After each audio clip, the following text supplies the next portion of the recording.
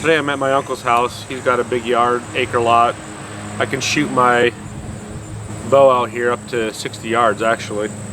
So right now I'm at 30, but I think I'm sighted in for 30, but I want to sight it in for 40, 50. This is the setup that I'm using. I've used this bow. This will be my 3rd year now. This is a diamond blackout. You can see it. S3. Love the bow. I bought it. I bought it Bass Pro. I think for maybe 450 bucks. The only thing that I changed was my rest. I put a drop away rest on there. It came with, I believe, a whisker biscuit if I remember correctly. But so I changed the rest and that's it. Kept the same sights. I don't mind the sight pin. I think it's a good sight pin, but it's a pretty affordable priced bow. And the thing that I like about it, honestly, it's pretty fast. And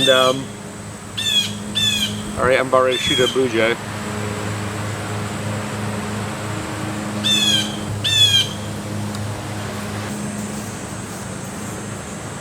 Stupid bird.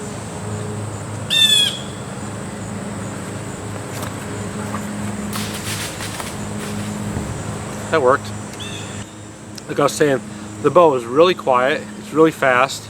I did replace my stabilizer because the piece that I had on it, which actually I think was nicer than this stabilizer, but there was a piece on the end actually fell off. So I replaced this. But overall, it shoots really good. It came with a quiver. I'm using a Apex quiver. The reason for that is first year I had it, 6 arrows, 6 range broadheads, walking out of a swamp in the dark, got lost, and my quiver came off. I didn't even know it. So I ended up using the quiver that I had in my previous bow. But then this year I decided I'm going to buy, a decent quiver. So I have this one. The arrows that I'm using are Vectors. I bought them straight from Vector, and I don't know if you can even read that, but anyway. These are the THP, the Hunting Public Edition.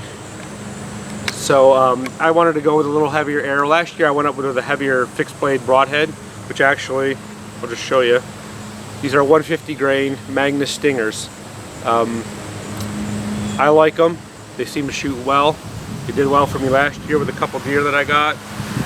But I kind of wanted to go with a heavier arrow because I was kind of getting bad penetration, to be honest with you. I got tired of shooting deer and not getting pass-throughs. So I'm hoping with a fixed blade and a heavier arrow. This is 570 grains. The FOC is like 15.3 or something like that. And so I'm hoping that that's going to help get some pass-throughs. So the other thing, which is a big change, and I'll tell you why in a second, my whole life I've shot a trigger release.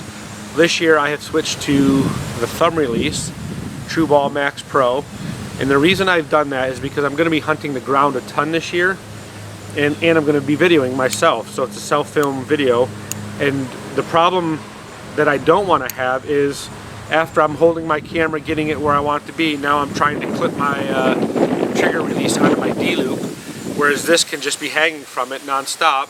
And then when I'm done, I just come over here, grab it, and I can pull it when need to. And I shot it last night, and to be honest with you, it took me some time to kind of get used to it. But I think I've gotten fairly used to it now. Obviously, more practice, the better. But I like it, and that's what I'm planning on using. So I'm going all in with some changes. Hopefully, they don't come back to bite me. Last year, the heavier arrow weight did bite me. I shot right underneath the 11 point, misjudged it by 5 yards, and literally grazed its belly. So if I would have had a lighter arrow that I normally used, I think I would have probably taken out its heart. But again, that's my fault. I misjudged the yards. If you're going to use a heavier arrow, just make sure you know the exact distance. And I would say probably anything 25 and out, you want to know the exact distance because your arrow is going to start to really drop in comparison to a lighter arrow. So let's shoot this thing and see what happens. That's how we do our bullseyes. Hit the apple, you've done pretty good.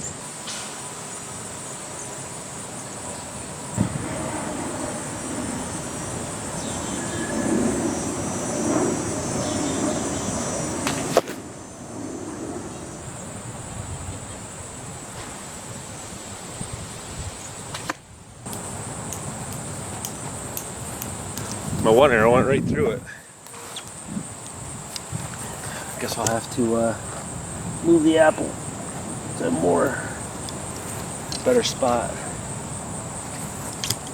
Thought I grazed it, but apparently not. Let's try that again.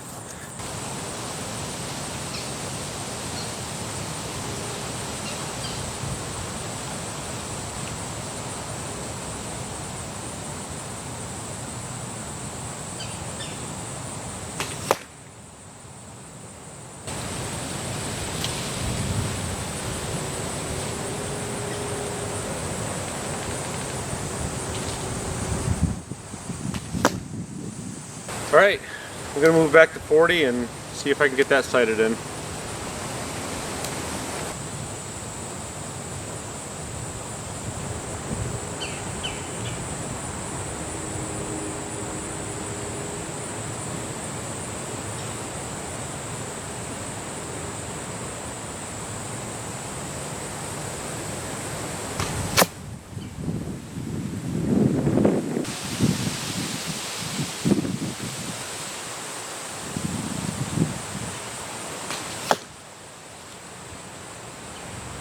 Being a new release, I just got to get used to it. I'm pretty confident it's me, not the arrows or the bow. So, but when you shoot a trigger release for 20 something years, maybe 30 years, it's hard to break the habit.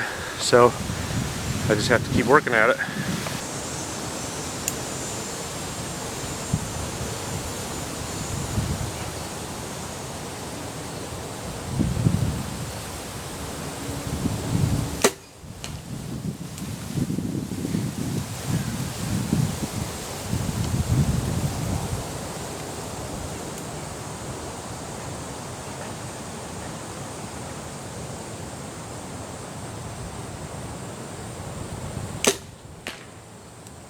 That was apple.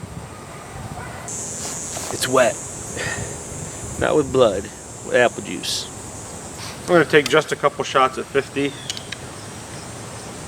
I don't even know if it's really sighted in, but I figure why not give it a shot, no pun intended, just to see what it does. So might as well. I'm here. I'm shooting 65 pounds, which last year I shot 60, but I decided to dial up a little bit because, again, I'm going a heavier arrow, so I dialed it up a little bit. And this bow is a real smooth draw. Honestly, I really like it.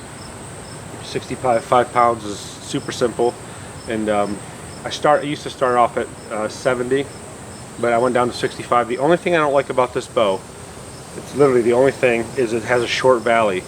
So you get it back, and I mean just a little bit, and it's, you know, it'll let off. So you got to constantly make sure you keep tension on it in the back pulling, which you should do anyways. But because if you even let loose a little bit, it'll go forward. There's not a whole lot of play in it, but it's not a bad thing. And again, you know, if you shoot bow a long time, that shouldn't be a problem. But other than that, I love this bow. So let's see what happens here. 50 yards.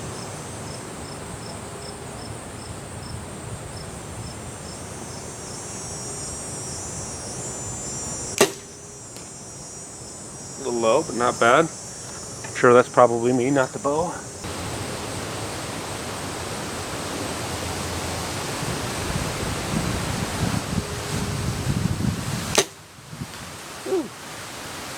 Right height. I think I jerked it a little bit. Last two shots, unless they're absolutely horrible.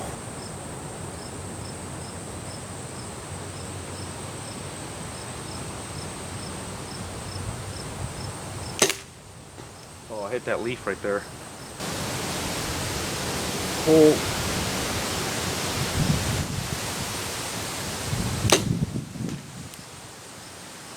That was much better. Well, there you have it. From 30 yards to 50 yards. Not too bad, not phenomenal, but I don't really plan on shooting 50 yards anyways. Most of the places I'll be hunting, I couldn't even shoot 50 yards if I wanted to. And like I said, I'm going to be hunting a lot this year on the ground. In fact, this Saturday, my first hunt. And it's going to be for early antlerless here in Michigan. I'm going to hunt the ground, so that's why I'm trying to kind of get this dialed in as far as with this release in particular. Also, if you're in the market looking for a bow, not this one, but I would check out the Diamond Blackout S3. Great bow, I really like it. There is one other negative I forgot to mention. The painting on here, you know, overall it's nice, but there are spots where you can see where they didn't really get it very well. I use bows to shoot things, not to sit there and look pretty, so I don't really care, honestly. But you know, if you're worried about how your bow looks, that might be a problem. But as far as shooting, Diamond archery bows are really good. You don't have to spend $1,000 to just for the bow, not including sights and quiver and arrows and all that stuff, just to you know, have a good hunting machine. The Diamonds are, I'm sure there's other ones out there, but the Diamonds are real good quality bows. And I have no affiliation with them except this. I shoot it. Good luck to you all. Hopefully you're able to get out there here pretty soon. October 1st is coming really fast, and then we can start shooting deer that have antlers. And of course, a bunch of you I've seen on Facebook, a bunch of you are already killing bucks, so I'm getting a little jealous, a little far behind, but I'll be there soon enough. Thanks for watching.